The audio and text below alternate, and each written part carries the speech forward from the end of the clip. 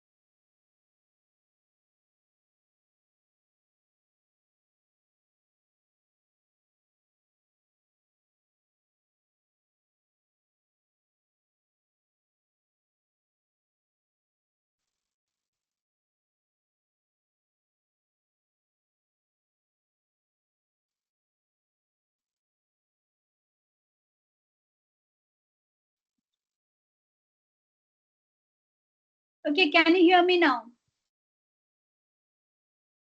Yes, ma'am. Okay, great. Thank you so much. I was just, asking you guys for quite some time and no response. So I thought maybe you are not there. Sorry about that. Okay, all right. Thank you so much for coming to the class. Good afternoon, everybody. So have you had your lunch? Everyone had your lunch? Tummy full? Everyone? Yes, ma'am. Okay, what lunch did you all have? Sunday lunch. If you are at home or you are in PG or you are in hostel. So do they serve good food on Sundays? Ma'am, sambar rice, ma'am. Chaitanya, only sambar rice. Why? Because are you at home or are you In in the PG, hostel? ma'am. PG. But PG Yeah. generally they give good food, right, on Sundays or not No, because ma'am, it's only evening, night. oh yes, yes, yes. So only good dinner because maybe Yes. everyone will be just going out and having some good time with friends. So dinner Yes, is good. Yeah. Okay, that makes sense. Now I actually asked you guys to let me share my screen first.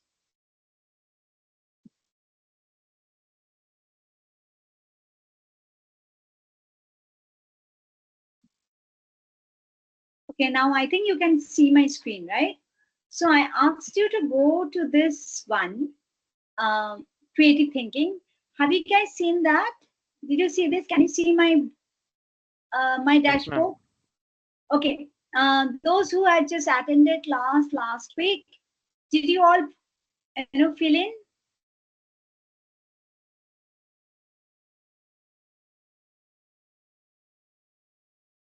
Did you do fill in this one? I don't see others result, but just wanted to know. It should be showing the result. Can you try it out just for me to just check it whether it works or not? Chaitanya, can you just register it here, and then can you just give 100.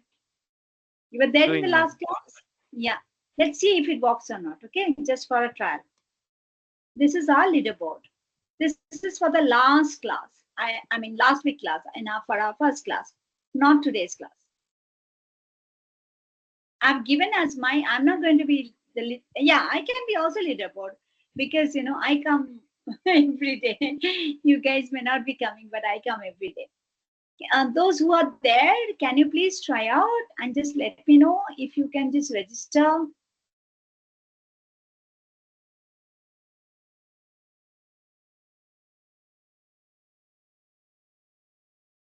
I'll give some 5 minutes.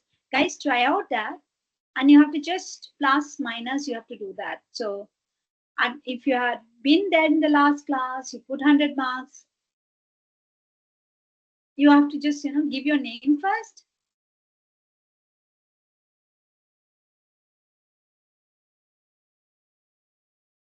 Ma'am, we need to sign up. Yes, you need to register. Yes, exactly. Otherwise, you will not be able to do it. So add participant.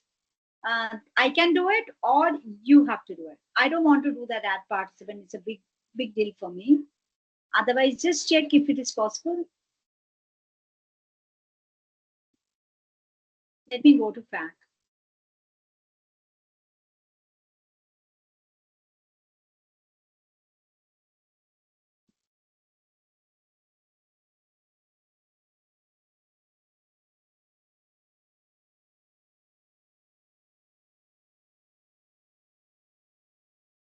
Just somebody check out if it's possible or not. Are you being able to just, participate?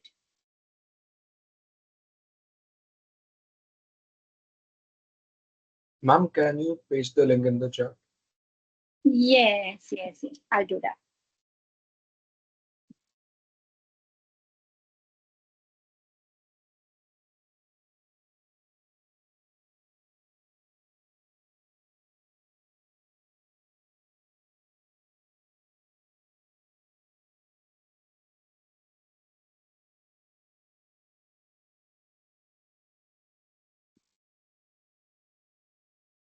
I can add you guys in case you, otherwise it's big deal for me.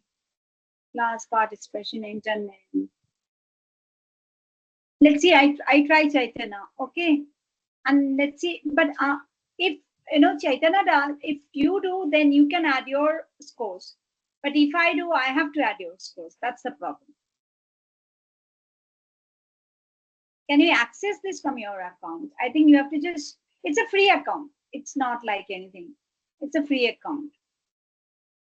Does it invite you?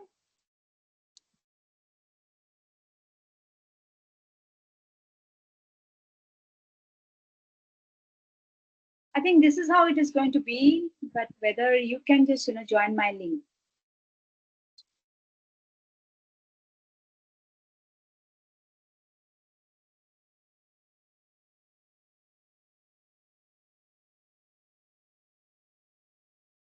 Any luck, guys? No, No, you can't join I'm in, sure right? it says, yeah, same screen as your screen. So we can't sign in up. Okay, so I guess generally it allows you, that's what I know, according to the FAQ, that's what it's saying. Can I remove my banners? Can I share admin or scorekeeper links with others? Let's see if I can do. Sharing admin and restricted scorekeeper links is a pro feature. Okay, I'm a free, so I'm not a pro. How do I access my payment receipt image? How do I change green? How can I share this board with others? Yeah, this is where I am. Your board has a unique link which you can copy to your clipboard or share via QR code. Click share button, the control panel of your board, and you will see the dialog. Okay. Now, this is a very important thing. Share the public link. Okay, all right. Where is my, can you guys just check it? Where do I share?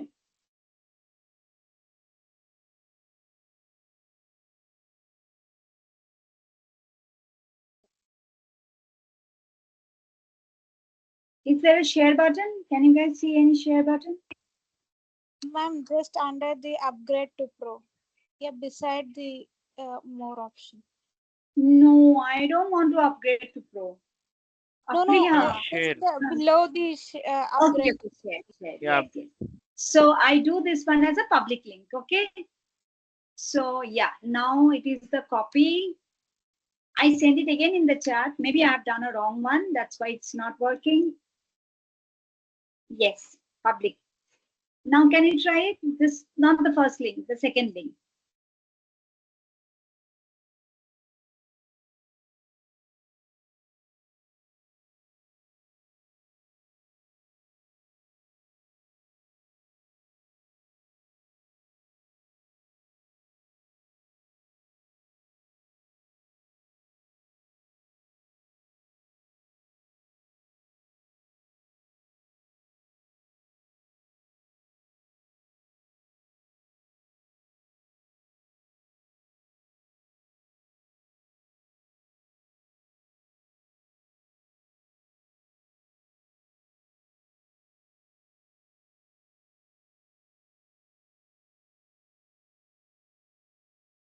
Does it work now?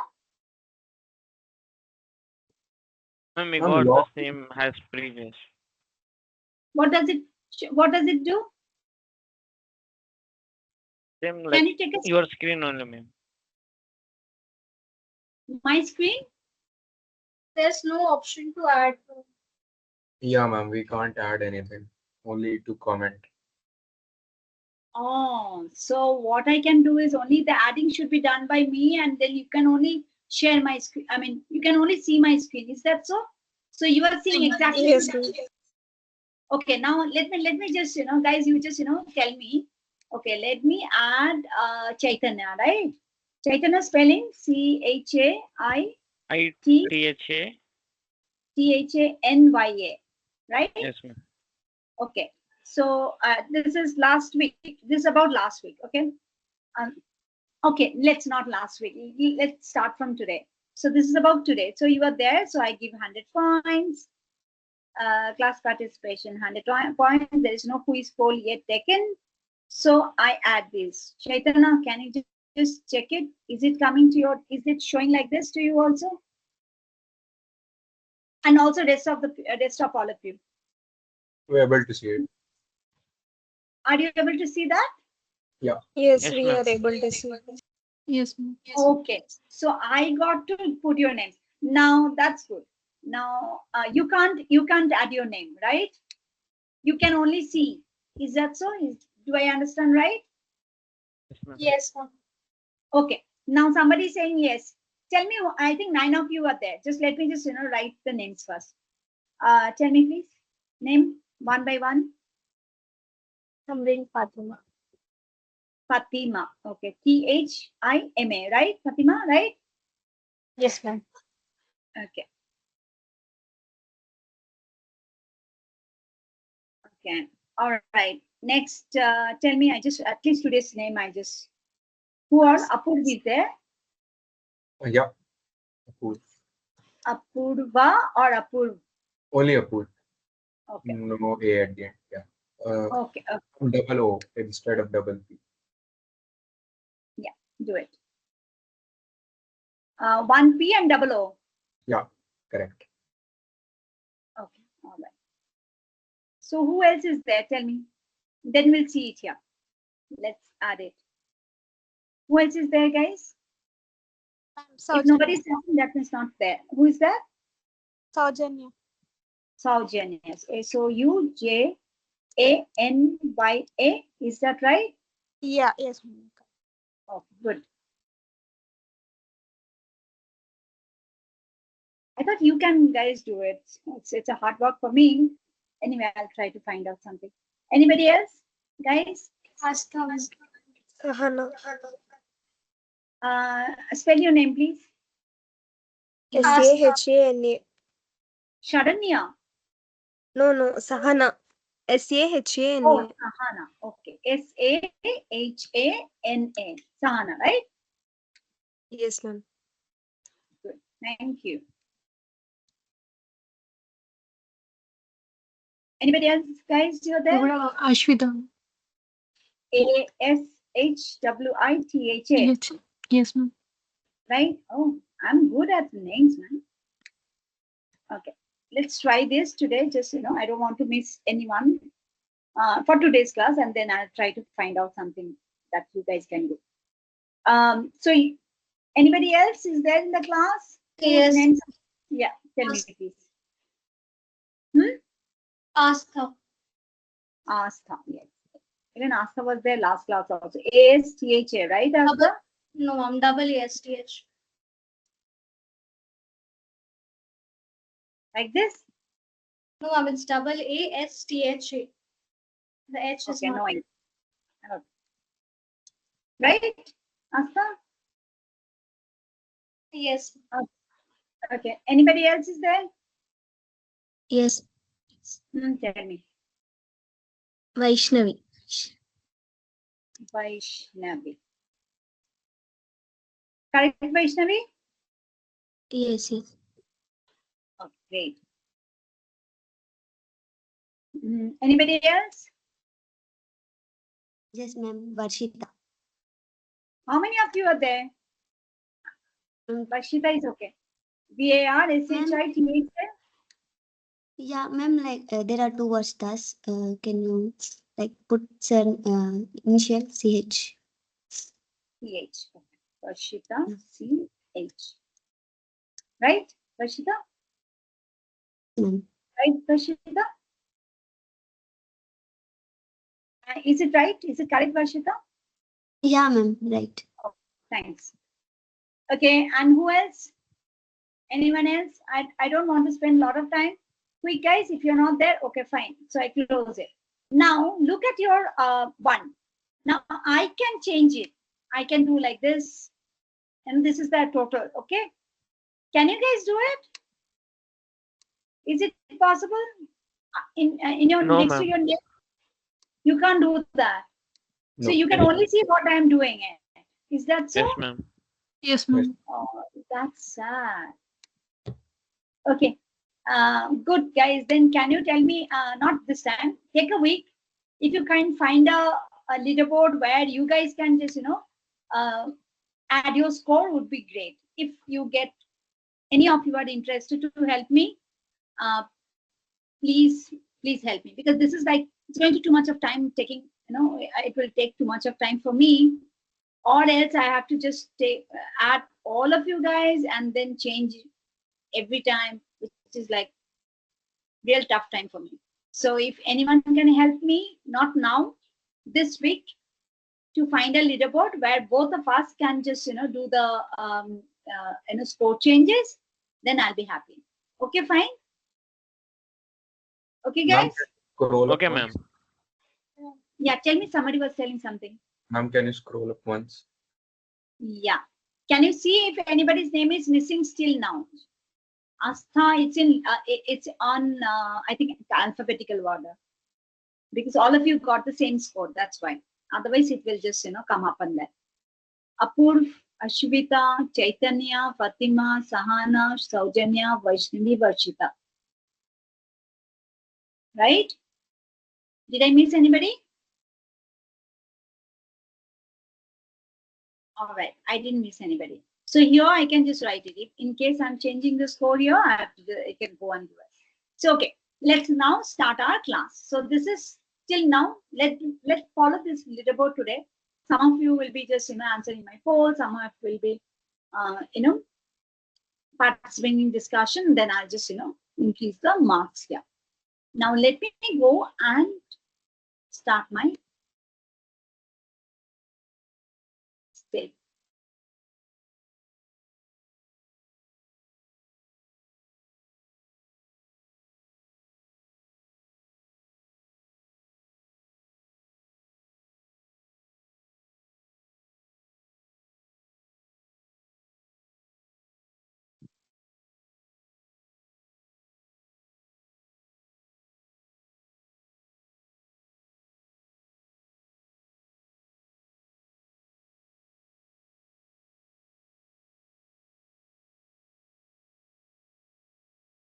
Okay, now you can see my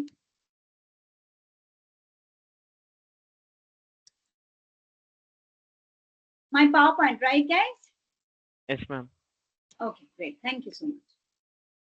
All right, this is our second class, and this class we are going to look into this. We accept, we understand that creative thinking is a natural thinking, and therefore we are just going to kind of talk about how creative thinking is a natural skill and how we can enhance it. So one more thing I want to say to you, yesterday, I think your course page in Takshila is up rolling, because I was not able to just see your page. I saw only, I just asked for permission yesterday, and then they given me this one. Sorry.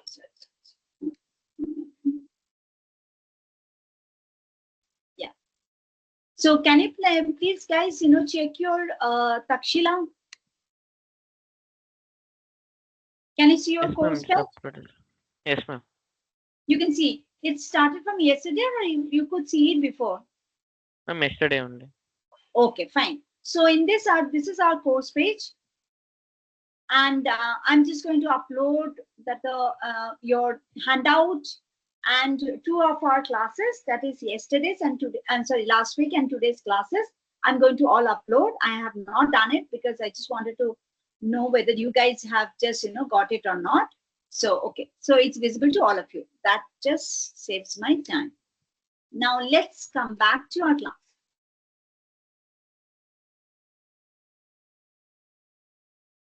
Okay, so what we are going to today is like, since creativity is a natural skill, so can creativity be enhanced? Yes or no? How many of you think that creativity can be enhanced?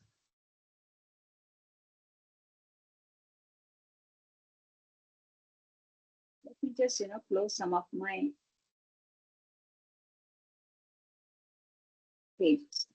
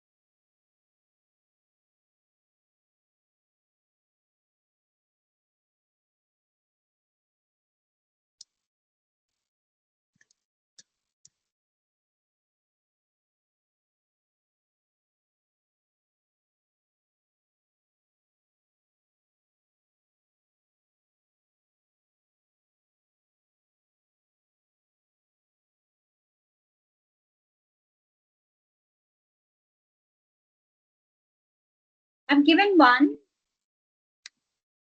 Just kind of answer this.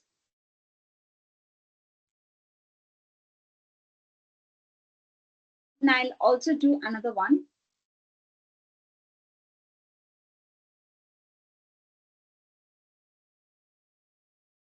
Okay, please just join that. I think I need you guys' name, otherwise I cannot just. Okay, record names.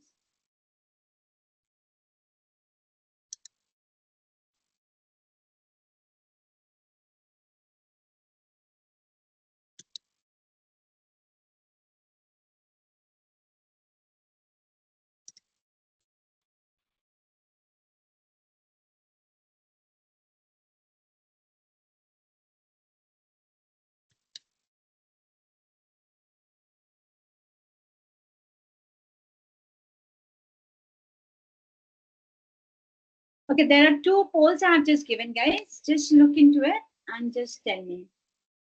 So 7 says yes, creativity is a natural skill and creativity can be improved. Yes, can you see? So nobody is saying no or don't know. So you also kind of say agree with me that creativity is a natural skill and it can be improved. Okay. Now, if you say that, so can anyone unmute and tell me why do you think it's a natural skill and how do you think it can be improved? Anyone? And as I said to you, this is the class where we should interact and there is nothing that right or wrong answer. It's just your opinion. Okay. So it doesn't matter. Can anybody unmute and tell me, please? Why do you think it's a natural skill?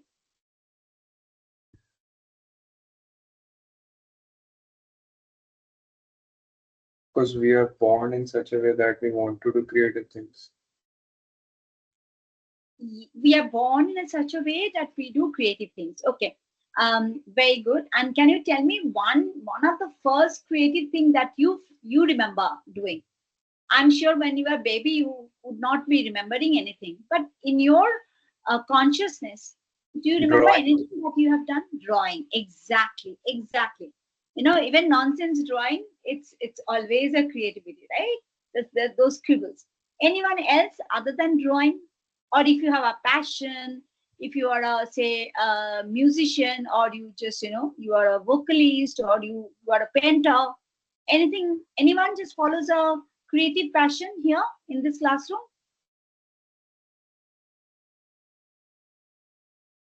Anyone is a musician or anyone is a painter? All right, nobody's there. So can anyone tell me, other than the scribble, other than something that you have created, something that you remember and you got a lot of appreciation from your parents and your family members, relatives, or friends? Do you recall anything like that? Anyone? I'm sure you might have done it. Don't hesitate.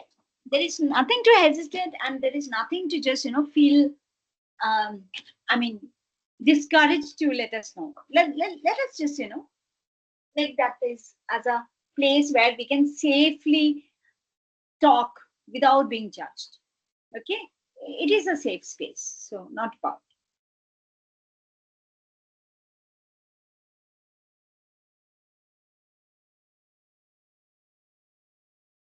I mean, or if you remember your teacher appreciating you for something, anyone, school teacher or when your childhood teacher appreciating you for something.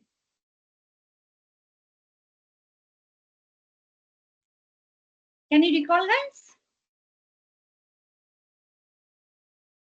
Oh goodness, it's so difficult. Okay, all right. Yes, tell me, please. I do remember that in my 6th grade, I rewarded for my calligraphy in the first place. Wonderful, wonderful. Thank you so much. And calligraphy, do all of you know what is calligraphy? Saujanya, can you tell us what is calligraphy and why you think that is a creative, why it is creative? Yes, ma'am. Ma'am, calligraphy is like, different styles of writing. Each, each one has a kind of writing, I have a different style of writing, and, you might have a different style of writing. So, I wrote Absolutely. like, yeah. Go on, Saujanya. So I wrote, around 5 pages. It's an inter-school competition actually. So we had a competition over there. So I came first as part of my school. Wonderful, wonderful. Congratulations for that. In fact, calligraphy, handwriting, I mean, we don't write anymore, right? We choose those fonts from our computer and we use it. But that was one point of time where there is so much of interest in calligraphy, and especially the style of writing, that the bending style, and very creatively they used to write, and especially in the invitation card or any kind of invitation or any kind of, like, promotional material, we used to use calligraphy, because we never used printouts and all those things. Now I think school children, they don't want to waste time, they just do something, a font and all, and they ask their parents to make printouts. But Saujanya, what she was telling, many some of you maybe kind of resonate. And my time there was no printer or anything, right? It was like all about your handwriting. It's all about you just making your poster or presentation standing out. That's how we used to have a newsletter. And that is not a newsletter, it's actually wall poster, we used to call it. And in wall poster, we had, each class used to have wall poster. And I mean, every week, okay, so there'll be team of people who will be putting the wall poster. So every week there was a competition, like, we which standard, which section wall poster would be the winner, and that would be announced on that end of that week. After, people, you would be seeing the crowd, because that time we didn't have a poll, or there was no kind of taking people's I mean, approval or something. So whichever wall poster had drawn more crowds, that wall poster would be the winner. So we had all those things. It's like a very creative thing. I mean, all of you might have done it. Our time creativity was not about online or tools, but our time creativity was all physical, doing physical things, right? So Saujanya said, it's not about you have to be a musician to be a creative thinker, or you have to be say say author to be a creative thinker. It can be your handwriting, it can be your, even your style of dressing. Okay, everything has a symbol of creativity. So whatever you do, how you express yourself, sometimes some students speak very audition is, highly impeccable, right? They're like, they speak very fluently, very kind of, say connecting with people when they're speaking or making them laugh. This is also part of creativity, like how you express yourself. It's not all that you have to have is like mastering an art. It's not that all you have to know that, okay, a form of dance or something to be called yourself creative. It can be any part of your expression, any type of your expression. So it can be dress, it can be your voice, it can be your, the what you speak, it can be your makeup, it can be like, the say bag that you would carry or something that you were just, carrying it. So I want this week, like last week, I was talking about, I haven't put up that discussion forum, I'll just put it. Last week, I was talking about that you guys have to start a creative corner. Like I also just shown a picture, like what kind of creative corner, like I was showing you my picture, if you remember. I don't know whether you guys remember that. So that was the last week's kind of, my task to you. But the thing is, since our Takshila was not on, so I couldn't just, post that message. Like this was my creative corner. This is my creative corner where I just, it's not a place where I just teach or something. It's a place where I think, mostly I think, I plan, I feel, at peace with myself. So this is how. So last week I asked you to create a corner. This is a corner actually. It's a balcony corner. This is my, inside lobby. So this is the balcony corner. So any corner of the house, you can just, take it. You can see my screen, right, guys? My screen is available, right? Yes, ma'am. Okay, good. So that was the last week's kind of task. This week, what I would like you to guys do is, like your anything that you feel that you have a creative expression, like anything that you have just expressed creatively. It can be, you just have to tell me what is that. Like, if it is a speech or if it is a stand-up comedy, is also a creative role, right? So everything is creative that we do. And why we do creative is to stand out in the crowd, right? When you are just a group of friends, like today is a friendship day, so happy friendship day to all. So you would be seeing that, we would be exchanging friendship day cards or bands, and sometimes we handmade it, right? To make our, I mean, students are always, you guys are paid, but most of the students are always broke because they're still not working and they just depend on their parents. So therefore, they would be always doing something out of what? On their own. They would not be just buying something very beautiful or something. They'll try to just, make it on their own.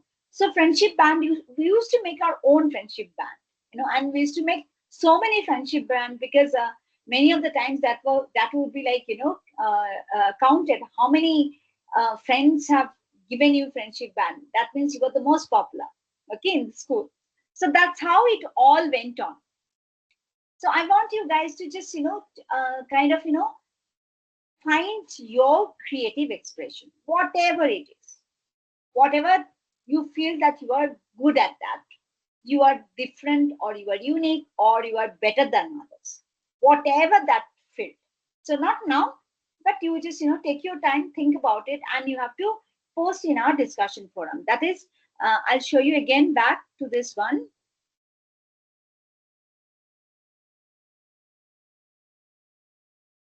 Okay, so here if you see, this is our course page.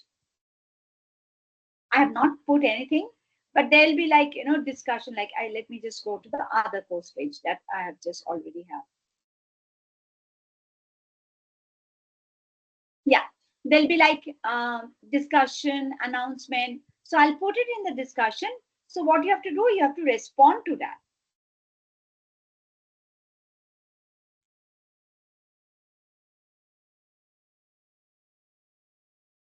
Course page. Subjective. Let me see that. Announcement is there. I think I have to just put a discussion forum as a one. Like I'll show you how it is going to be in my another course that I teach.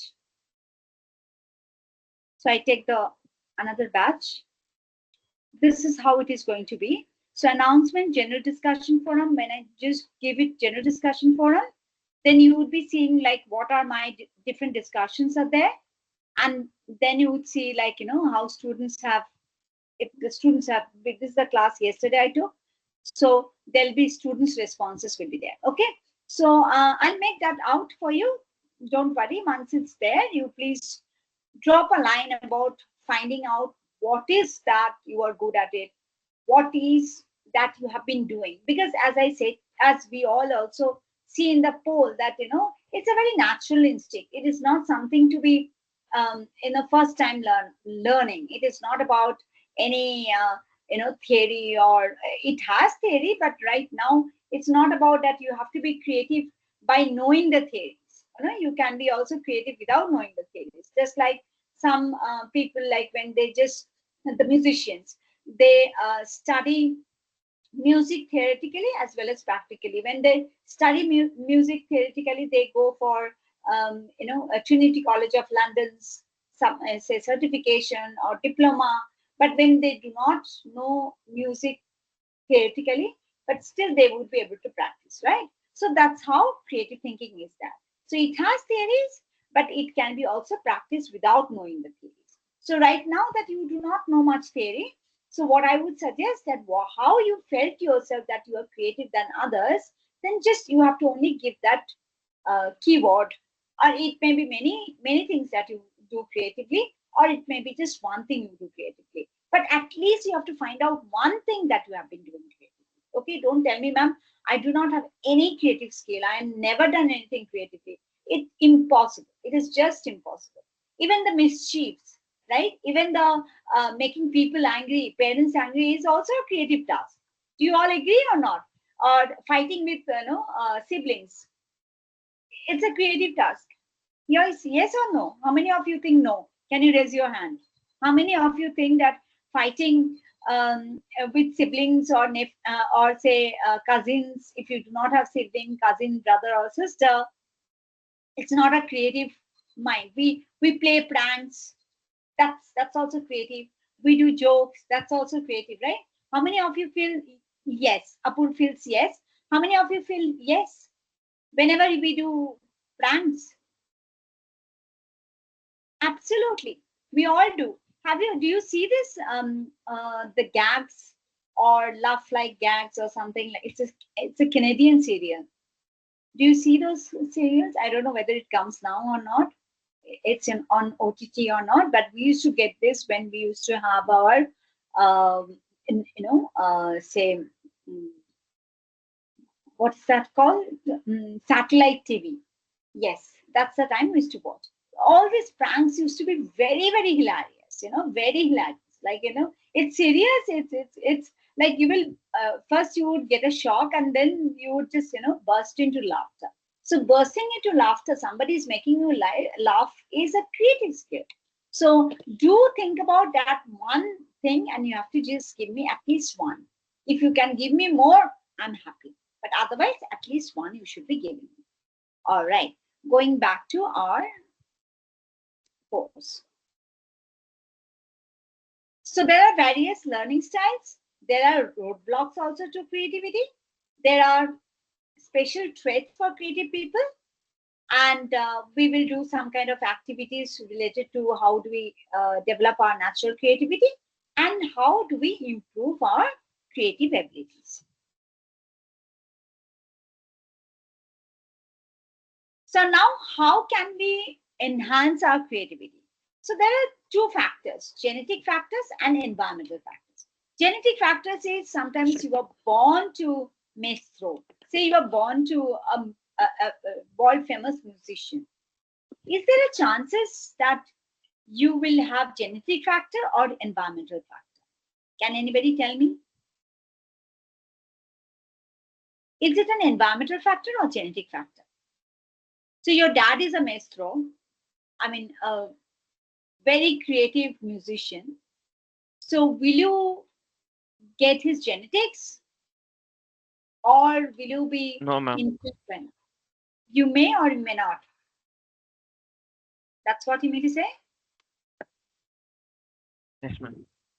Okay, all right. Do you know It this? was controversial because sometimes it turns out good, sometimes it doesn't turn out good. Absolutely. Okay. Do you know this guy? He's my, I like him. This guy. Do you know this guy? Yep. Okay, all right. What do you think? Is it a genetics or is it a environment? What do you think? Or it is both? Mix of both. I think it's environment. Absolutely.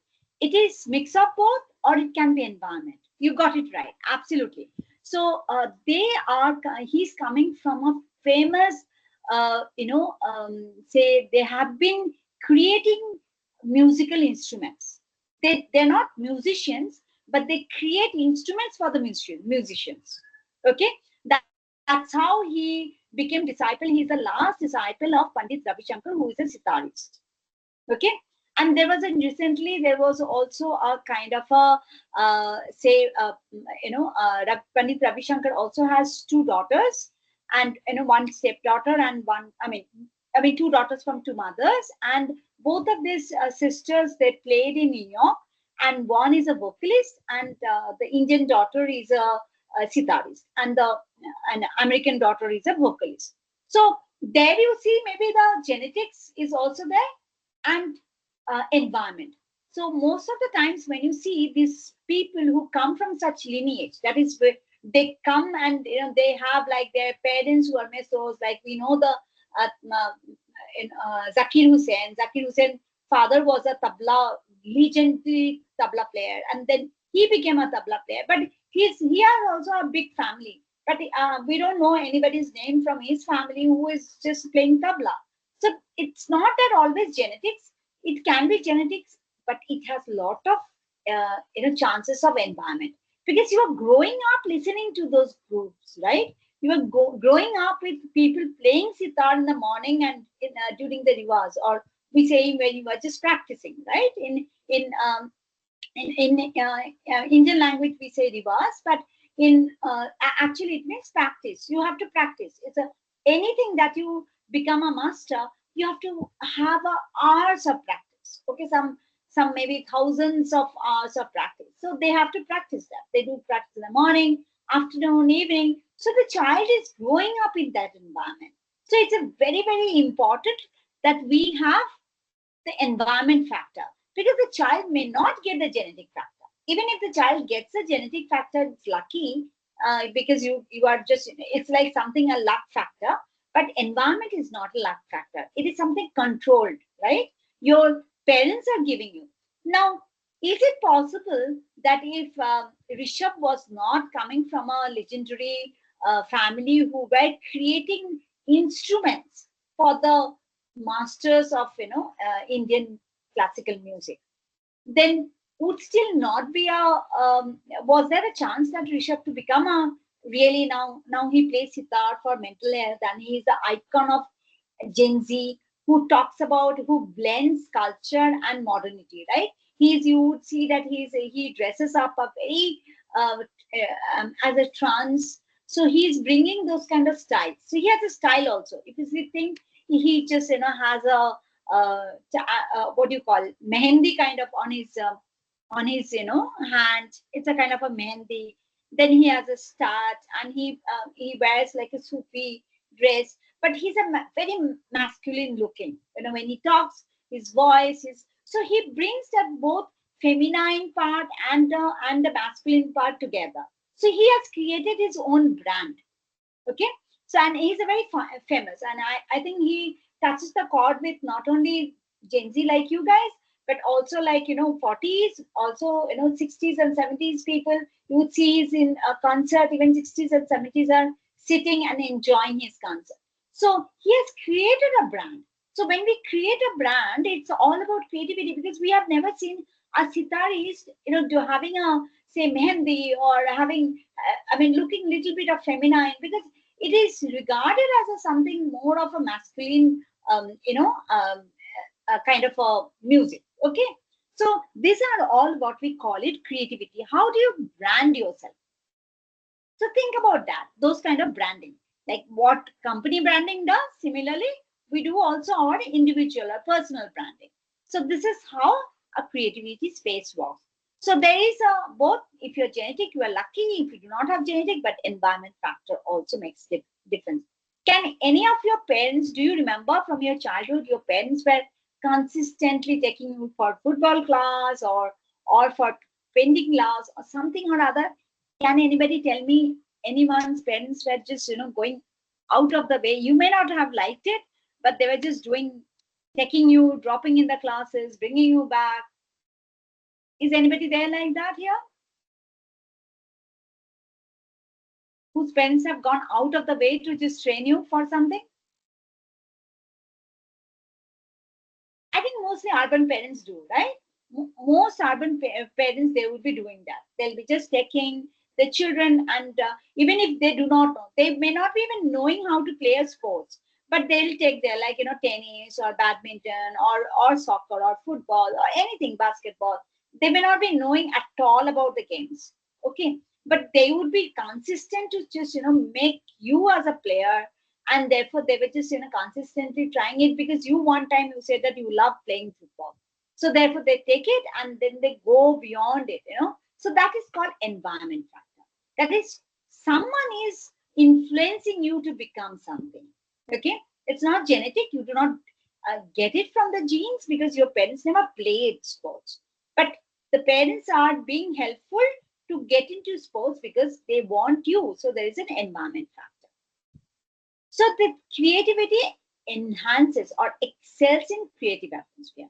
So if you are with creative people, obviously you will be getting inspired and you will do a lot more creative things. All right. Now look at this one. This is one video. It is Brian Tracy's The Power of Creative Thinking. We'll see. We'll just go into this video. But what are the creative thinking skills are? You see, it is first is the motivation. This, what I say, genetic factor and environment factor actually motivates you. When you are just known as say so and so, the great maestro's son, that motivates you to become also a powerful name. Maybe not in the same discipline, but something else. So that's why we see in Bollywood or in Hollywood or whatever, whichever this wood movie series are, you'll be seeing that we call them nepotism. That the parent children are just getting their first so debut filmmaking because of their parents, because of those. That's true, one sense, but at the same time, you would be also knowing that children are motivated by seeing their parents. Similarly, civil services. So when their parents are civil servants, you see children are getting into civil services more. If the parents are, say, defense forces, you would see many of the defense people, whether they are in Air Force or Army or Navy, their children are also going into defense force. Is it, what am I saying? Is it right or wrong? How many of you think that, no, that's not the case? Can you please raise your hand? Or how many of you think, yes, it is? Chaitanya is saying, yes, it is. Yes. So we see engineers, their children also getting engineering. There is another reason, law. Okay. You see, if your parents are in law, or you get into law, very similar. It will be always seeing a family of generation of lawyers. Okay. So these are all very, very environmental, but that's not the case for everyone, but this is a case for a majority. Now let's watch this short YouTube video.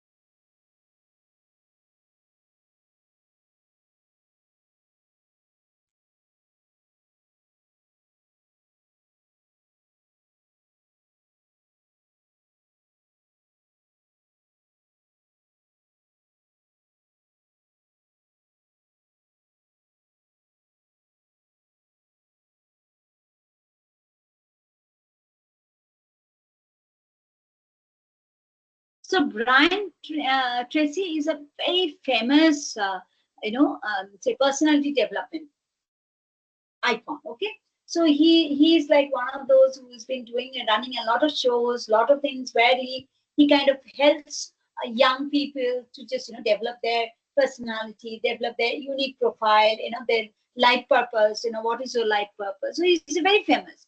So what he's telling is that creative thinking cannot be done by machines, because even in AI, we are training the AI to think like us, right? So no one can just control your mind. There are movies where they say they just put those, I think in Avatar and all, they were just taking those the creative skills out. Maybe it could be, it's possible in the future, but right now it is that everything is dependent on our human intelligence. So they were trying to also kind of reproduce or recreate your imagination, recreate your skills. Okay, so but the skills is first produced within you. So that's why it is a natural intelligence. It is not coming from somewhere else. So AI is obviously, that's why we call them an artificial intelligence. We are not calling them natural intelligence. That is the one. Okay. So, but human is a natural intelligence and AI is an artificial. So here it just distincts it very much that AI can never, just win over. Okay. Because you have the control, and in most of the cases, when we are in um, when we are in a creative path, or when we are forced to think creatively, sometimes our creativity goes in that tangent that we may not find anything, I mean, we may find something it's very, very different, okay, which you cannot train AI in multiple cases. Many of the times I use ChatGPT a lot, and Claude I don't use, but Perplexity and ChatGPT I use a lot. So ChatGPT, sometimes when you ask them to do ChatGPT visual, like, they don't do visual well. So you give a kind of, say like, hey, I want this kind of, characters, and I want to just make this visual. You would be seeing horrendous. I mean, I have a pro subscription, not a free subscription. They make horrendous, and you will laugh, what man, this is not something expected from artificial intelligence.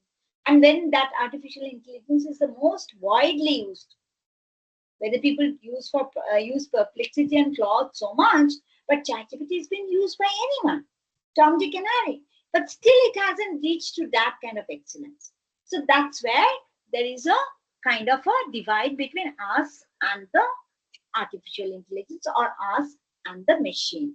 What Brian Tracy is talking about machine is what we are talking about AI. So, can creativity is enhanced? Yes. It is a creative expression. As I said to you, you can be author of a poem. You can be author of a a book, or you can even just do illustration in a book. Okay, so everything can be channeled as creativity. Now, if you see this one, so what creativity does is there is always problem. We are trying to solve the problem creatively. So problem is the starting point. We cannot have a creativity without a problem. How many of you just agree or disagree with it? Let me run another.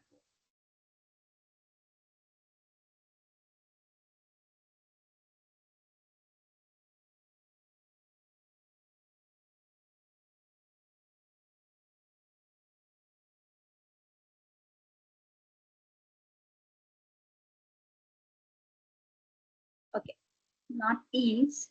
I do a disagree.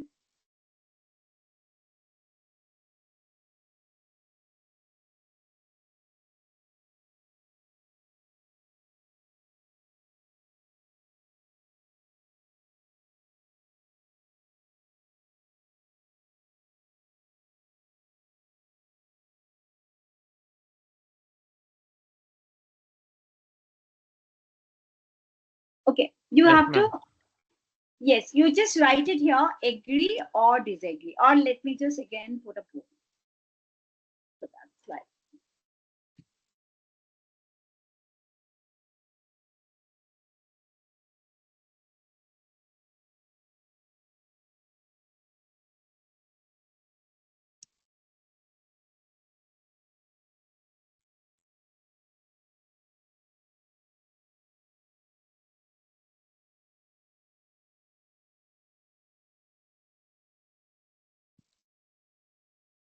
So can I see the poll, please? What do you think?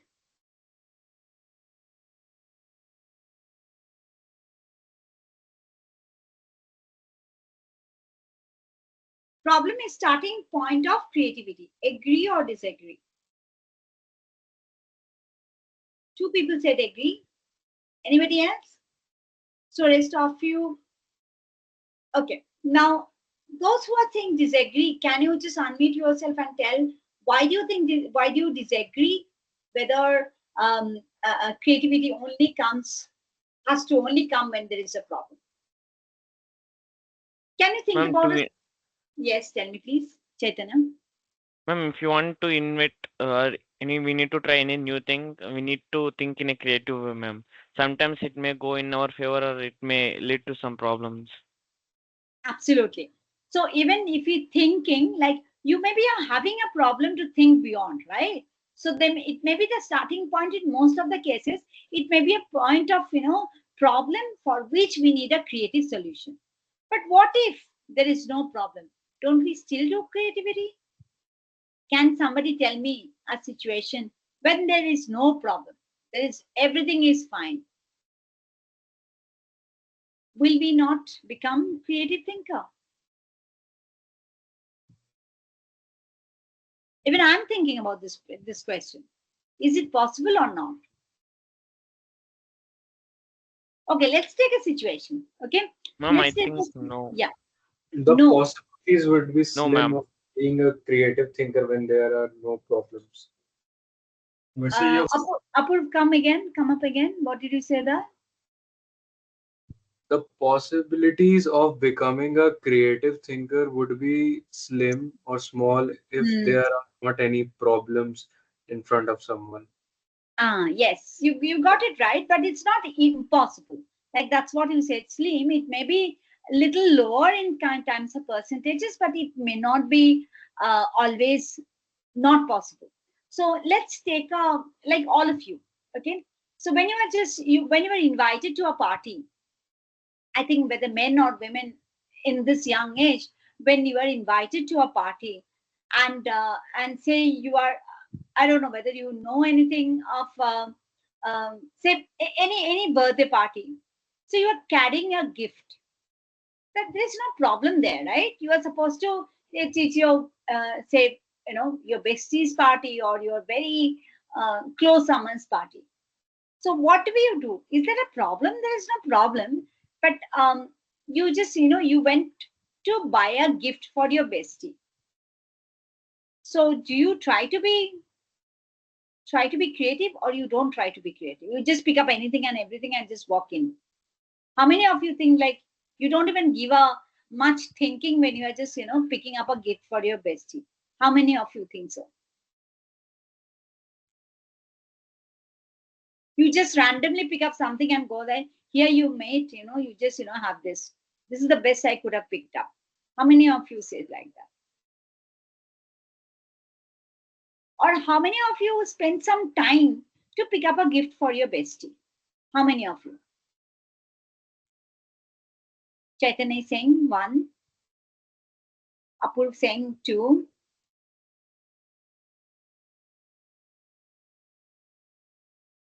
Okay, others may be offline or they're not there. So yes, most of the times it is not a problem, but at the same time there is some kind of ways that we want to showcase that of our love, or showcase of our uniqueness, or showcase of our that individuality. Yeah, Gayatri is saying individuality. There is something that comes to us where we try, even if we are not creative, we try to just think about, what about my other friends? What are they going to pick up? How can I pick up something different than others, right? So wanting to be different is a very natural instinct. Okay, so we would not take it such a deeper way when we are just picking up a gift for a random person, that you are just going meeting somebody, a stranger, for the first time, and you want to befriend the person, and then you don't know what lies in your future, whether that person is going to be a good friend or not. So you may not spend a lot of time in just picking up a gift, but you would be picking up a gift for your your say loved person in a more deeper way, because you want to show that you are different, you are more close to that person, you care about him or her or them, and therefore you are just that gift should bring a smile, right? So that is how we try to be different. So its creativity is, yes, in at workplace it's always with a problem, but when it is a say in family or in outside the workplace, it may not be from problem always. There is there could be, even just for the sake of your expression, you become creative, right? You're just showing yourself as you are different. So there is a not problem here. I mean, maybe those who are trying to be different, they don't want to always compete and show that hey, I'm better than you. So better than you is a problem. But when they love doing it, then it is no more that kind of competitive mindset. It is there. It becomes a part of their personality. All right. Now, how many of you just play video games? Or how many of you play video games? Can you please raise your hand? Let's see if anybody plays video games. Apur plays. Who else? Nobody is there. Okay. So, Apur, do you think video games has a very strong creative component in it? It does. It does. And why do you think it has to? I mean, all video games has that a strong, very presence of creative mind, right? So why? But not, we don't see that in every say picture book, like say, we don't see that everywhere, but video games has to. So what could be the conditions? What is that? Do you think that those who are players who are going there, they come with a mind that it should be giving me more challenge, or it should be more interesting than the things that I have played before? Is there a kind of assumption or expectation from the players? That's why it makes them that every video game has to be more creative with their characters, with the environment, with the backdrop, or I mean, all those setups. Do you think that could be, or it's just it's something like very coincidental that you happen to play only with people, developers who are very creative people, and therefore you just happen to play those video games? What could be the reason? Games being so creative is because the people developing them just wants what's best. Like uh, there was a game which was released like 10 years, 12 years back called GTA 5. So it was already a great game. Okay, but maybe next year another sequel of the game is going to come out, and it was already like Paramount peak graphics, what all. But upcoming version, the upcoming sequel of the game is going to be even more um, performance oriented, more graphic quality oriented. So it's just like basic human evolution that a person always wants to like evolve in the best way possible. That's why uh, constant need for creativity in gaming space as well. Absolutely. But you are very right. That's what, gaming is the main importance or the aim of gaming is to give a challenge. Because what the entire concept behind the gaming is, only challenge can let the person keep playing.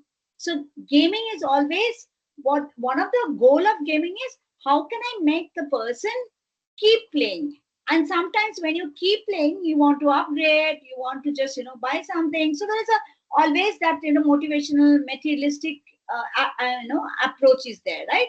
How do I make more money out of it? Until and unless I'm engaging my students, then I'm just going to. So see, like that, like if this is my university, not BITS Pilani, it's my university, Shiny University, and I'm not being able to engage my students, who will be at loss? Me?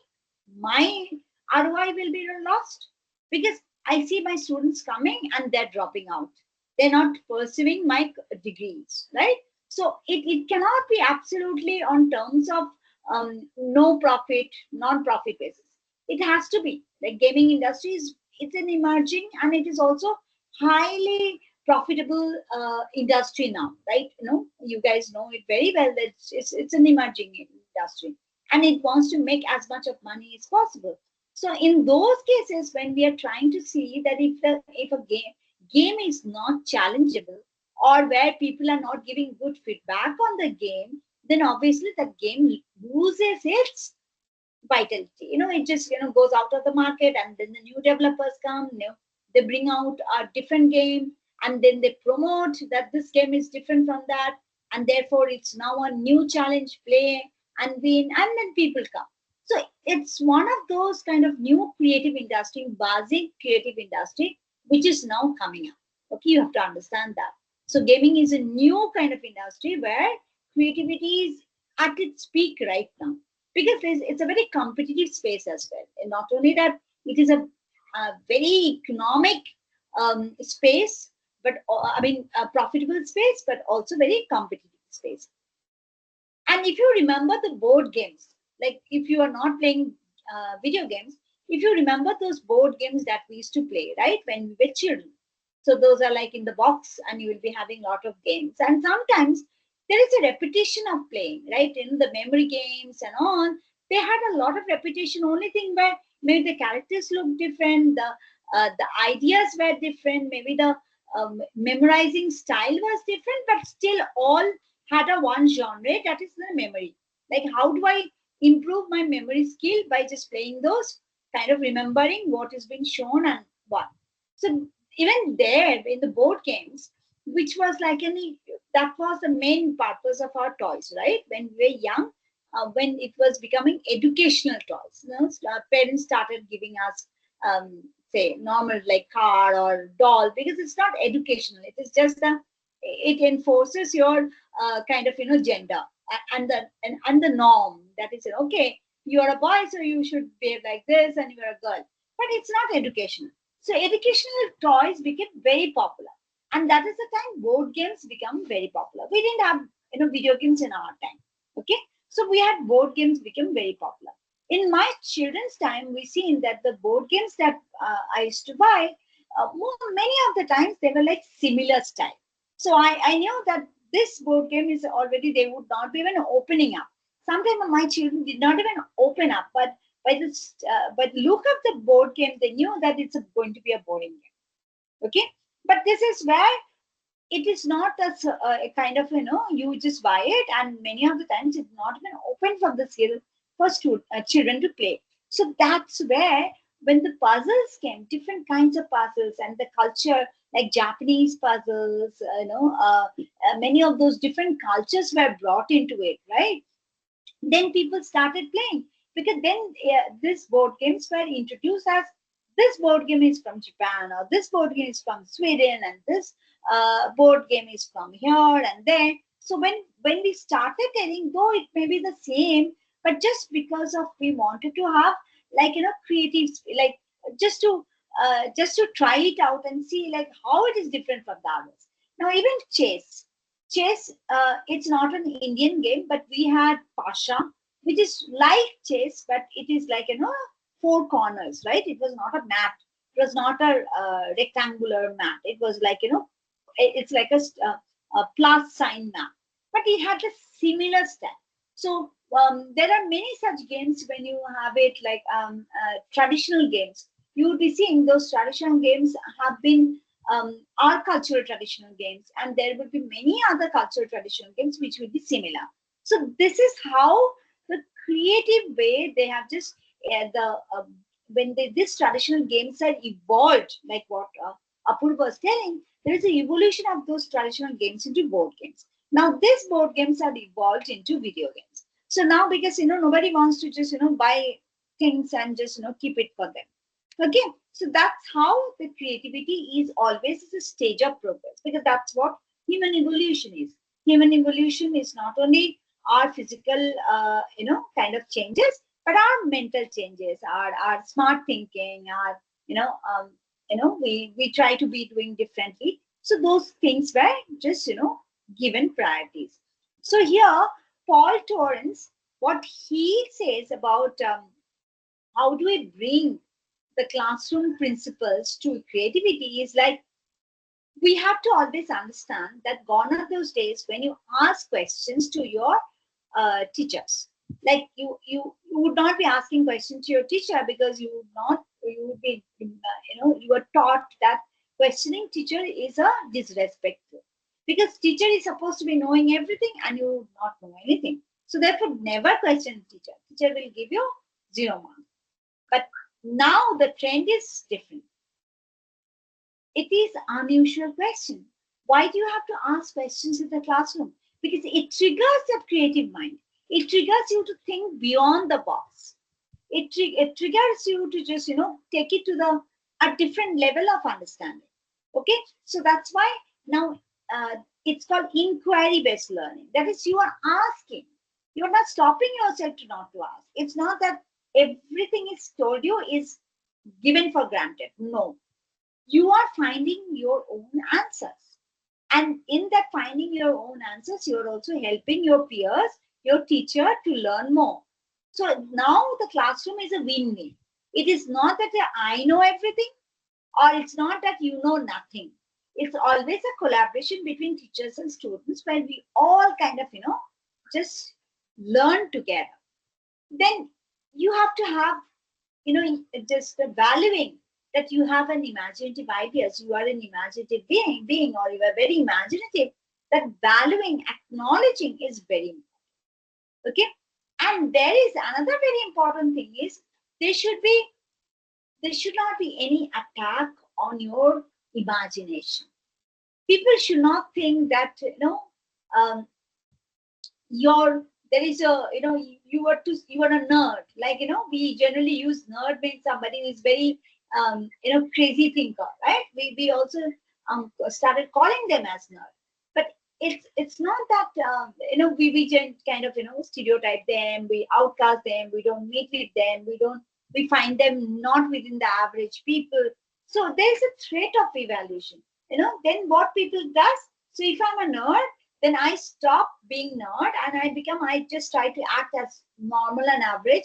And instead of asking critical questions, I stop even asking questions and I say not to everybody. Because for me, being into the bigger group is more important than just, isolating myself and people just playing pranks or jokes at me because I am a smart thinker. Okay.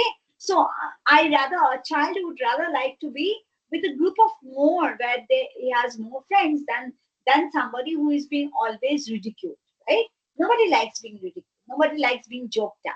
So therefore, that is where the threat. So you should not create a space where we are threatening other person to stop thinking. We should not be threatening other person to just stop imagining, to stop being creative. That's absolutely no in a classroom. And this classroom is all about these 5 points. Provide constructive feedback. That is, constructive feedback is something that you don't only find problem, but you also do solution. When we are only finding problem, we are actually doing criticism, critical feedback. Okay, we're just finding problems, but we are not giving solutions. Constructive is when we are also not only we are stopping there to find problems, but we are also giving solutions and encouraging that entire classroom that guys, you can be wild, guys, you can explore, guys, you can be smart thinker, be nerd, whatever it is, you have to find a new way that motivates, that environment factor motivates. So this is what even our classes, respecting all these 5 highlighted points. Respect unusual questions. Don't stop to just ask me difficult questions. Okay? Because difficult questions is going to it's not just testing my knowledge, but it's going to help us in kind of understanding that concept and theory in a deeper level. Yeah, we both will mutually explore. All right. The second, we have to be imaginative and we should value that. We should be acknowledging others' imagination. Like Saujanya was telling, she's a calligraphy winner. So here it's a lot of imaginative, imagination of how do I stand out in my writing. That's, and you know, the writing competition is it's a huge competition. Almost all children of the school will participate. Okay, so competition is huge. So that is where is the valuing. Third, reducing the threat of evaluation. That is, do not think like you are personally going to be attacked if you say something foolish, because whatever is foolish now, tomorrow it may be the smart. We take it as foolish because those are all different, because those are not from the pattern of thinking. So that's why we think it's wild or foolish or nonsense, because it's not part of a pattern of thinking. Okay, so we are thinking out of the box. Constructive feedback, that is, you not only find problem with someone's imagination, but also try to help that imagination to be a better. So that is what is constructive feedback. And then finally, we encourage all of you to explore, because this is a base semester. Take it as a base semester and a base course to study, because here you are, the entire world is your lab, entire world is your experimentation. You can do whatever you like. Okay, so it's an exploratory stage, because this course allows you to do it. So therefore, take big advantage of it and just go ahead and explore your style of creativity. Do whatever it just calls you for. If you, whatever the little thing that just make it a big scale. So that's how you're going to get those confidence, to enhancing the learning of creativity, that you are going to develop your creative skill, which is a soft skill. Okay.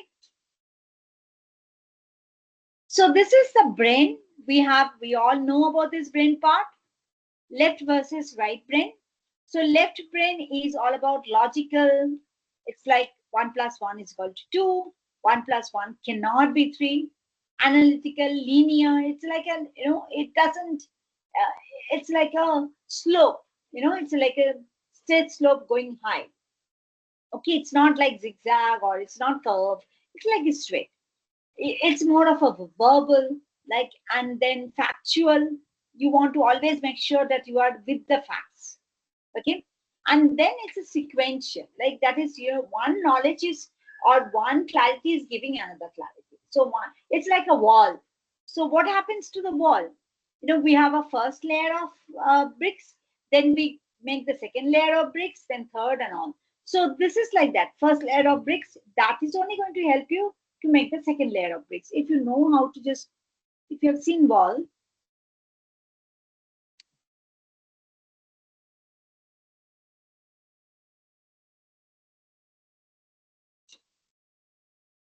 so if you see wall, this is how the bricks will be laid, right? Now this first bricks will be locked like this.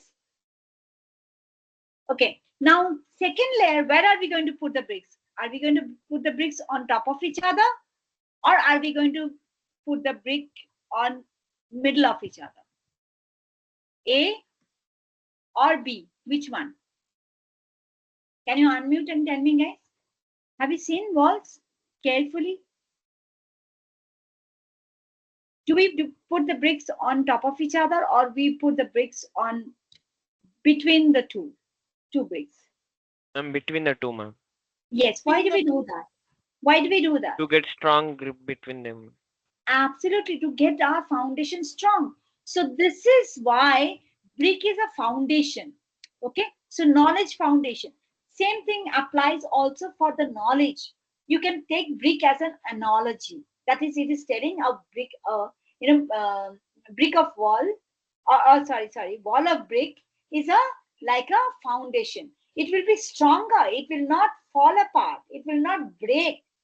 It will stay strong. It will just survive, say, storm or cyclone or anything. That's the purpose of having brick walls, that it protects ourselves from the outside events, right? Natural or man-made disaster events. So that's why we have bricks, right? So if you remember Three Little Pigs story, where the pig was coming, the wolf was coming, and there were three little pigs who made three kinds of houses. One was with straw, another was with wood, and another pig just made a strong house with brick.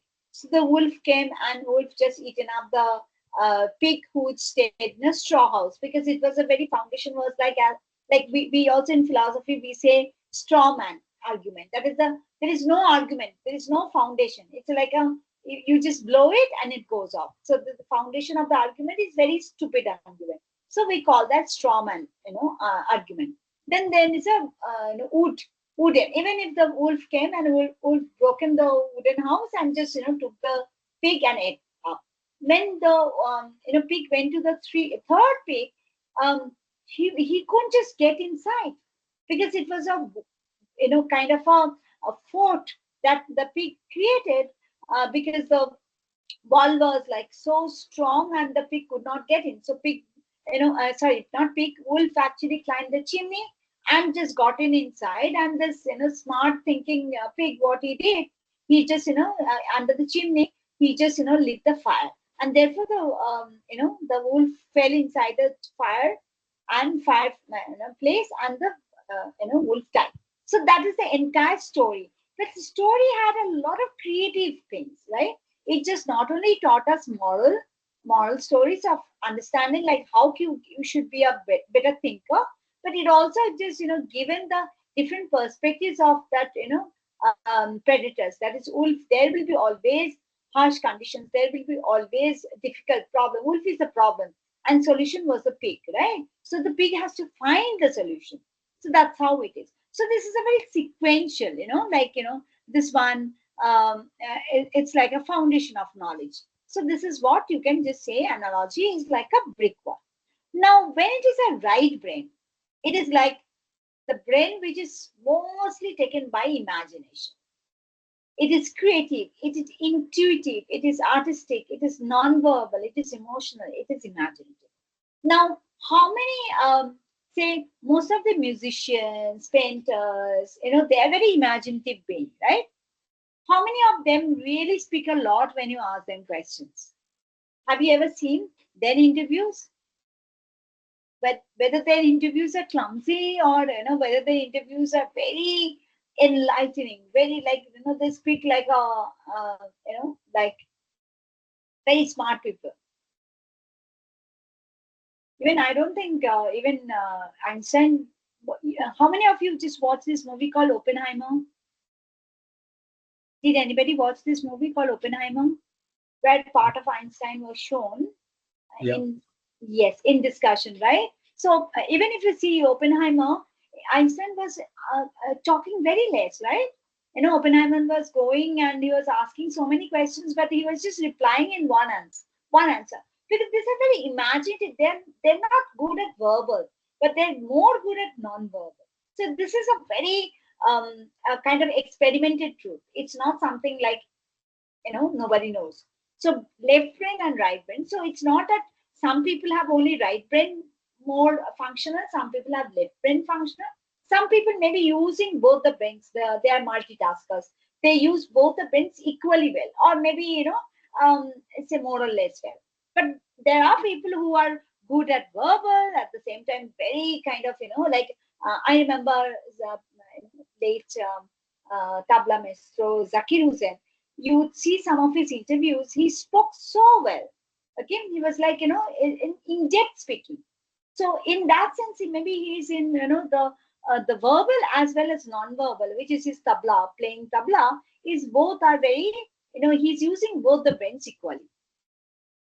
So what happens is like if you see how do we that when we are doing brain mapping or when we're doing mind mapping, right? Mind mapping is one of the tricks that we do, right? It is a creative thinking trick.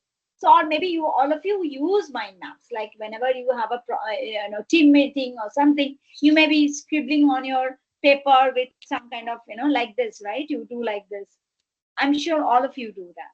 Like you start. This is a paper, and you start with the point of this is your say objective of your team meeting. Then you will be just making this kind of some notions here, and then you'll be even dividing that to smaller branches to just kind of find like how the everything is related to this central point, right? This is called mind mapping. Mind mapping is from center, it's like divergent thinking. Okay, as we last time we saw, from center we are going outside, and convergent is from outside we are coming inside, is the convergent thinking, right? And for divergent thinking, we are from center we are going outside. So mind mapping is a divergent thinking, and it's a very easy tool. How do we just connect those, the dots? So it's a very, very easy tool.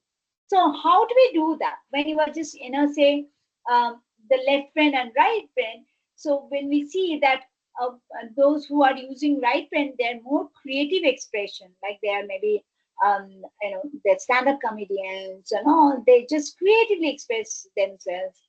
Their art, they're very artistic, they're very intuitive, they understand, like, what's going to happen next, what could be the best possible solution. So that is a very intuitive, right? They think like this is going to work, this product is not going to work, and you say, how do you know? We didn't even test it. No, I think this is the right product, this is not the right product.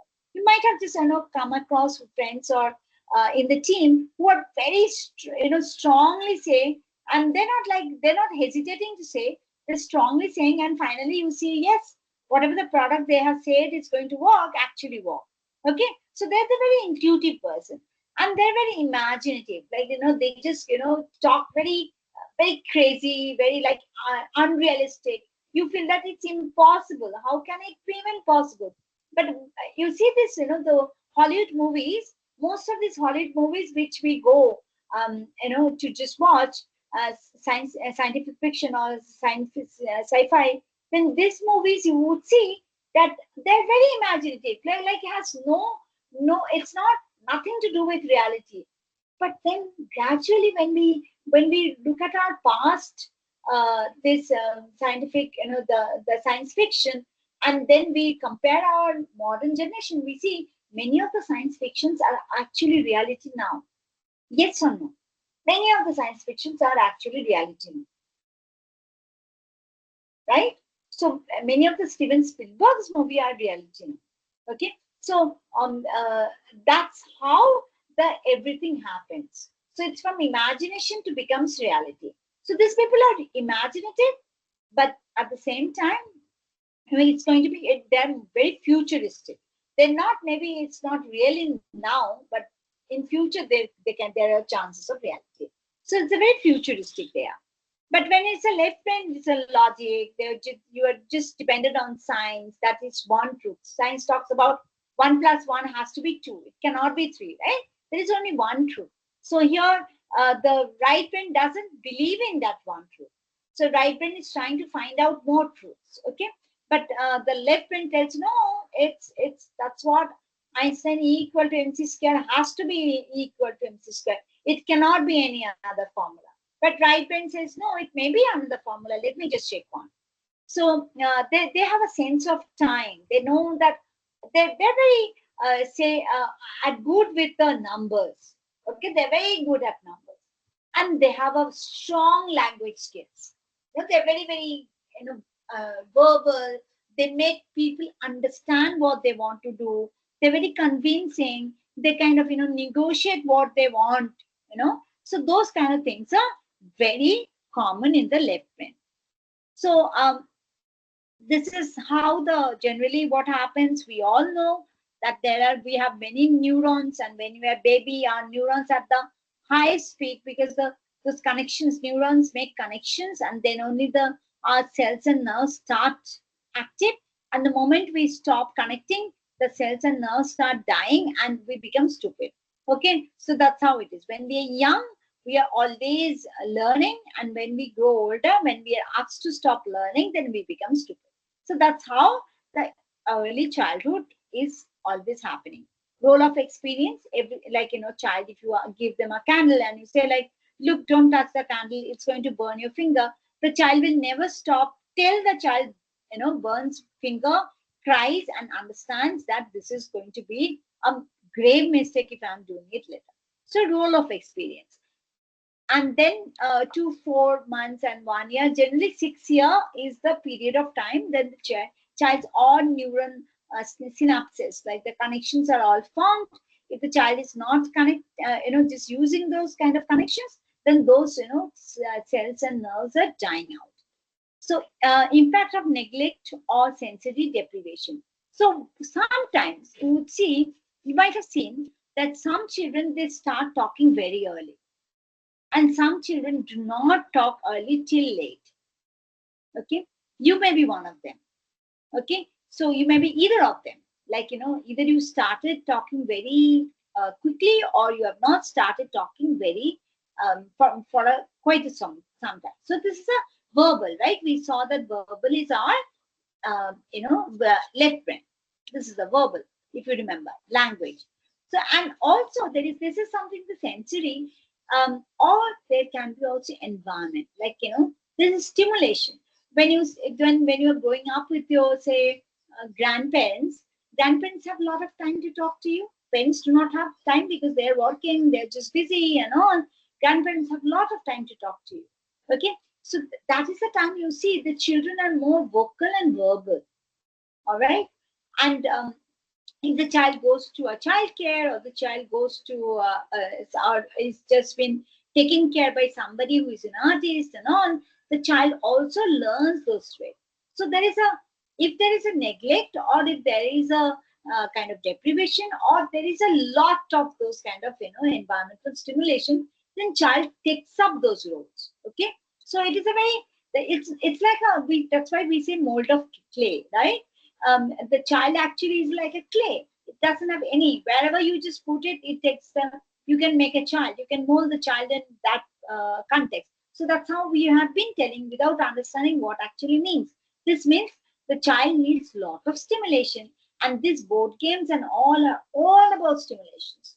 Like you see in a child's home, where both parents are working, they get to buy more of this, tactile, perceptive, cognitive kind of board games more often than anything else. But if they have, somebody, a carer, older generation, then you will see the parents are reluctant to buy those, because parents know that the child is getting stimulated by their grandparents. Okay, in the Western countries, you would see that children go to the daycare, or the children go to some schools, preschools, or some kind of events, weekly events. So where they learn by just they call it peer group. Like they make parents of some 0 to 6 years children. They meet up together. Parents actually try to, because it's a very lonely, right? Raising children in abroad. So parents kind of bond with each other, and they learn from each other how to manage their children, because they don't have grandparents to take care of, they don't have anybody else, they learn on their own. And children also get that chatti buddy friend, like they just from the very young age they become very good friends. And parents are also learn from each other's experiences of taking care of young children. Because you have to understand, in the Western countries, young children, early childhood education is very expensive, and therefore not everybody can afford. But these peer groups are generally happens in the community halls, where food, it's just a very small donation, maybe $5 or something you donate, and you get to have food and drink, and you also get a lot of people of your age and of your child's age to meet, so that there is a bonding. So support network is formed. Okay, so that's how Western country happens.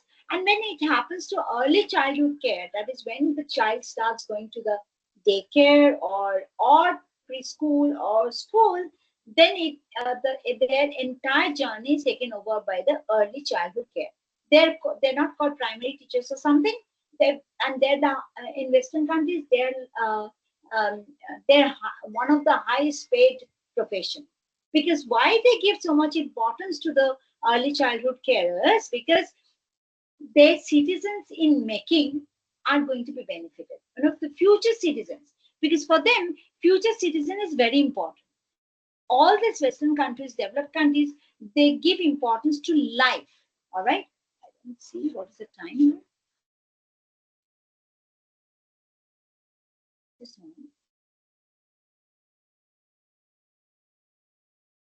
Okay. All right. We have just another 15 minutes. So early childhood education is about like where it's like there is a lot of things that they go, it's like, veterinary surgeons or early childhood. These are all ethical professions. Okay. Veterinary means, taking care of the animals, and doctors for animals. So similarly, these children and animals and all, they cannot state what they want, right? They don't know how to state. So it's a very ethical profession. And ethical professions also make or break the country's future. And that's why they're very, very strict on who these people are going to be, how they're going to train the younger generation. So a lot of creativity happens in this field, especially in early childhood. You see the pictures, a lot of creativity. If you see the toys and all, are very, even the children's toys space industry is a very creative industry. Okay, colorful, creative, because the most important part of what they want is the children to get that kind of vibe, that kind of environment, that kind of stimulation, so they can be a better citizen. Okay, so then there is another thing is what lifelong learning, where we are now coming, right? We do not stop learning. Now it says everywhere, it says like learning never stops with 8th standard or 10th standard or 12th standard or UG or PG or PhD. Learning never stops. You have to learn, keep learning to make your profession better, and therefore you do it. Okay, you just habits. There are habits of lifelong learners, so you become. It's good. It also says that you would not be affected by Parkinson's disease and all if you're continuously trying to learn, because learning is also about memorizing. So you are using your brain. So brain, those nerves which are dying out, we're actually stimulating those nerves to not to die out. And therefore, you'll be more productive. And qualitative aging, they call it, right? That your aging is not like most of the time in India, we see amnesia, like, people forgetfulness, because they're not using their brain as much. But Western countries, since there are not many people to take care of this older generation and the younger generation, so there is a lot of kind of a responsibility on the people themselves, like especially elderly citizens, that they have to stay healthy and safe, and also they should be leading a qualitative life till they die, because there are not children or somebody else is going to come and help them and with their chores. Okay, so life is difficult, and that's the problem, that since the life is difficult, so we get these creative solutions. If the life is like, many of you might have seen that if you go to Amazon, child-friendly equipments, right? When a child is born, you will be seeing like the parents are buying many child-friendly things, that so the child doesn't get hurt, or the corners of all the tables and all are just covered with a oval plastic, so that the children don't get and hurt their eyes or something. Even nowadays, people are talking about pet-friendly environment, not even child, pet-friendly environment. Then they're also talking about like the where children generally put their hand inside the sockets, or between the doors and all those things, right? So these are all guards are there. So these are all creative inventions, right? It started from the needs of the children.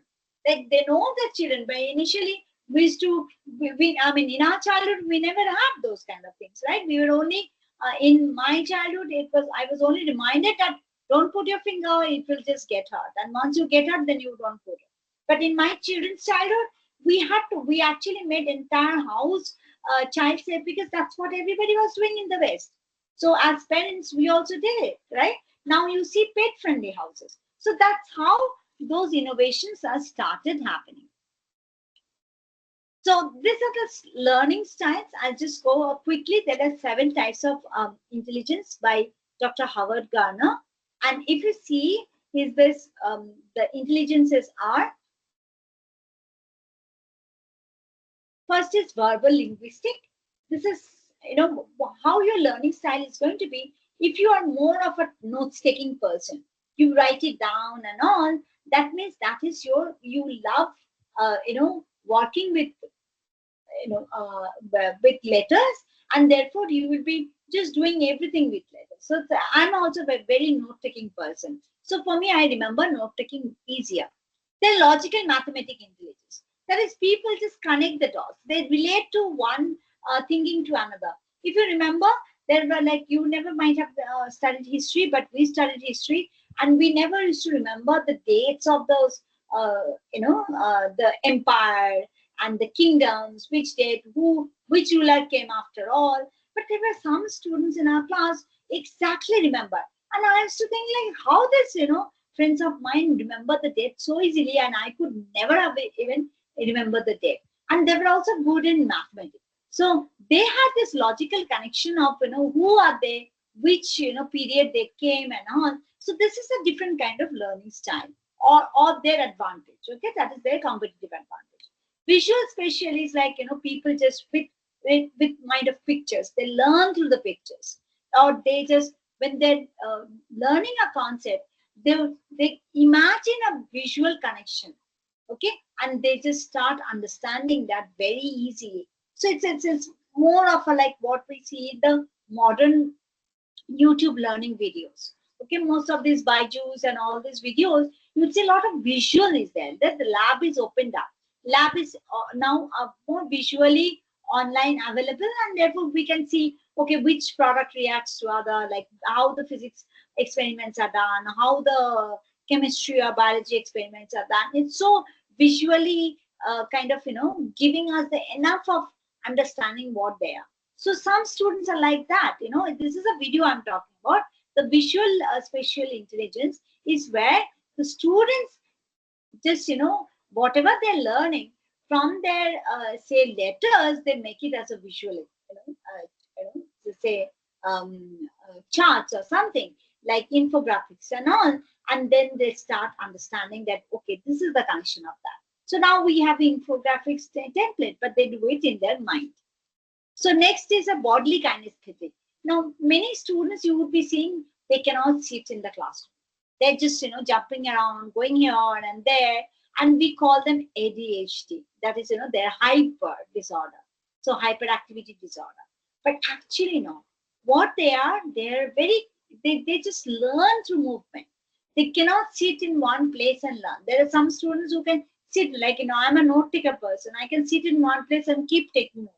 Even I say to my daughter, don't worry, you study and I'll be taking notes for you. Okay. So that's how I am.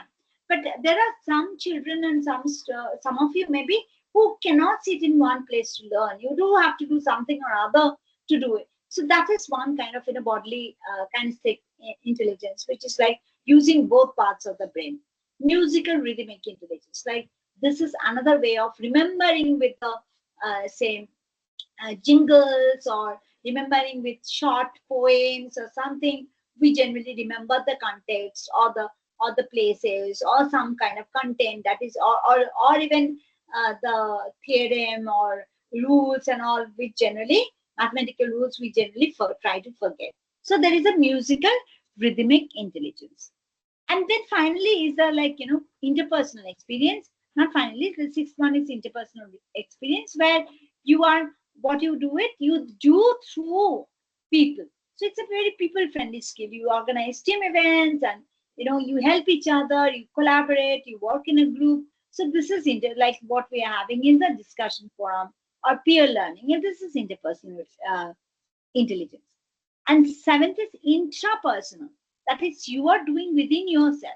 It is interpersonal is when you are doing with other students. So interpersonal is when you are working on yourself. That is your reflecting, your reflections. What did I learn about that? How does it go to? So you are asking questions and getting answers. So that is a intrapersonal intelligence. So now we see a lot of now this, learning journals or reflection journals. We are talking about interpersonal. We are trying to see, you ask questions and you find answer, and just tell me what is your answer. It's not that all answers are right or all answers are wrong, but you got your answer within you. So that's how the meditation or mindfulness talks about, right? So you would see the famous people like Buddha and Mahabir, they all, or even Shiva, Lord Shiva, they have been always in dhyana. Dhyana means, their meditative state. They just, you would be thinking, like, why are they sitting like that? They're sitting like that to understand that, just, coming to that level of, say, understanding. They're asking questions to themselves and trying to find the truth of the answer. So that's how their brain works. So this is, I'll give you as a task. So what is your preferred learning style? This is multiple intelligence. Like you may be having not just only you have to have one, but you can have multiple intelligence. If you are multitasker, you would be definitely having multiple intelligence. Now roadblocks. Now these are the roadblocks we generally have. Now I want to see what do you think.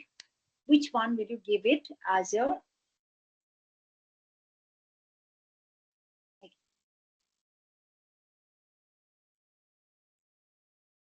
Stop this. Go here. Poll.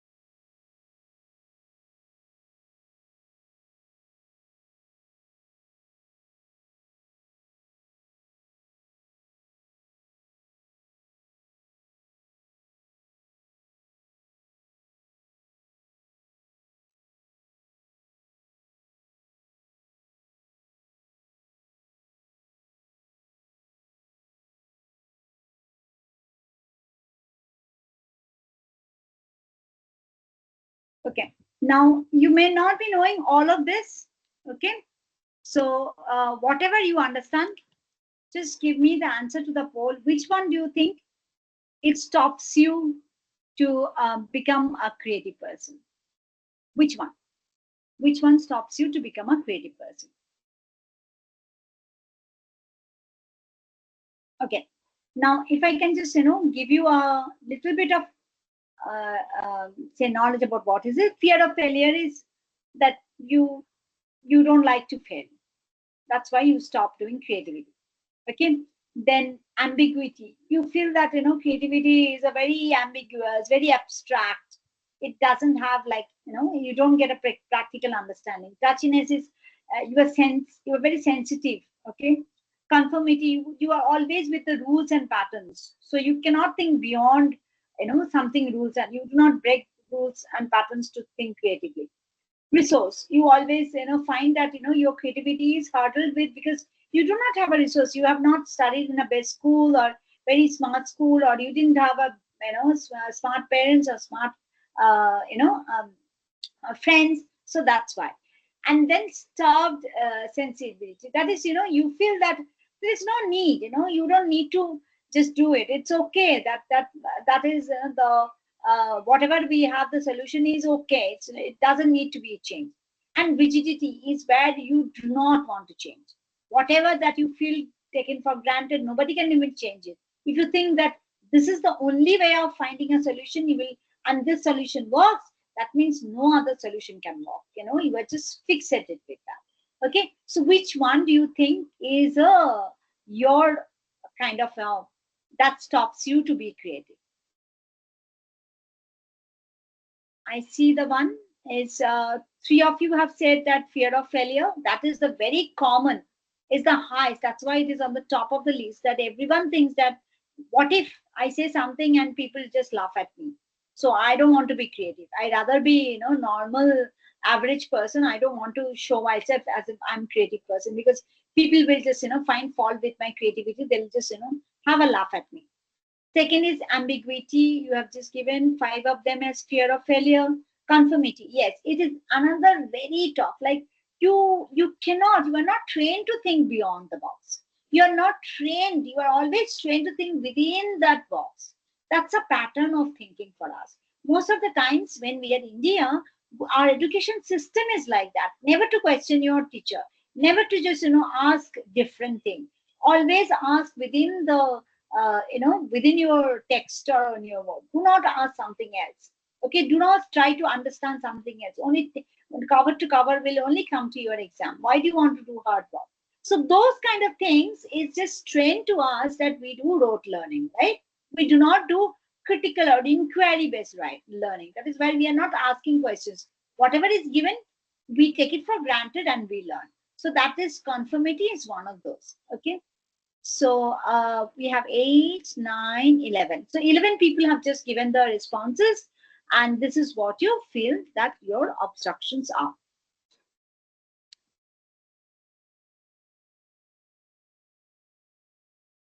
Just one more thing. So there are three kinds of, traits of being creative: psychological traits, cognitive traits, and social and interpersonal traits. Okay. So what are these characters of creative people? You see that they search for their passion, they think with their heart, they dream big, they're independent, they're curious, they're open-minded, they spread happiness, they think different, and they are the risk takers. So always remember, they do not, they're not scared of failure. So they're always taking risk. So this is the last slide. Let us just, do one thing.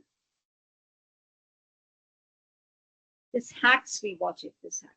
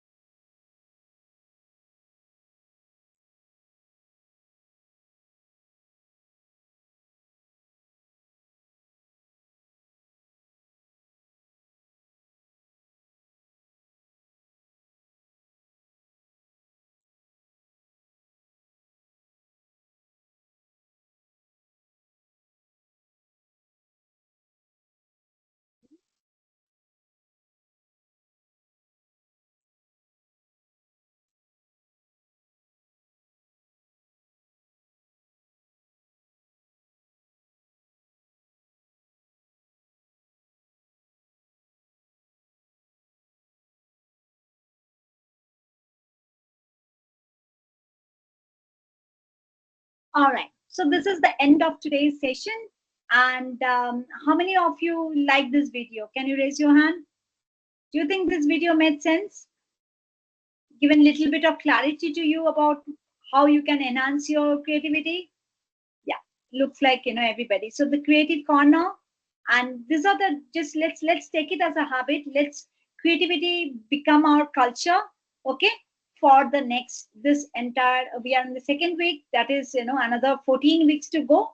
So this semester, let creativity be our culture. Okay, so let's practice whatever this have this video. I'm just putting it. Have this video as your reminder video, that at least one of this, like there are 6 hacks is given, at least one hack a day you are going to practice. Okay, I'm just putting this in here. And we say it, habit is formed in 21 days. So if you can do it for 21 days, you are, you are a pro in it, bang on. You just, nobody can stop you becoming a creative. So just be a little bit of, just push yourself to have this habit going for next 21 days. At least one of this, the 6 hacks, like you just do at least one a day. Anything that you are just doing, just, do one a day. As I already said, creative corner, and then maybe just meeting with people, at contagious creativity, like anywhere, or you just going to a listening to a TED talk or a podcast or anything like motivational. These are all going to be just help you. Any one thing you should do a day for 21 days, and you see a massive change in you. You'll be the creative pro of this class. Okay, all right, thank you so much. We are past 6, and you can start leaving the class. And how many of you guys are there right now? I see. Okay, just one attendance, please, quickly. So, Astha, have you answered the poll? And have you answered the poll, guys? I think most of you have answered the poll. So, okay. Most of the, and then I'm just including this score to all of you. Okay, so now you can start leaving the. I remember some of your names, so I just gave points. And somebody please help me in the next class to find a scoreboard where you can yourself include your scores. I don't have to just you don't have to wait to me. All right, you can take you can leave the class. Thank you so much. Have a lovely Sunday. Take care. Thank you, ma'am. Thank you.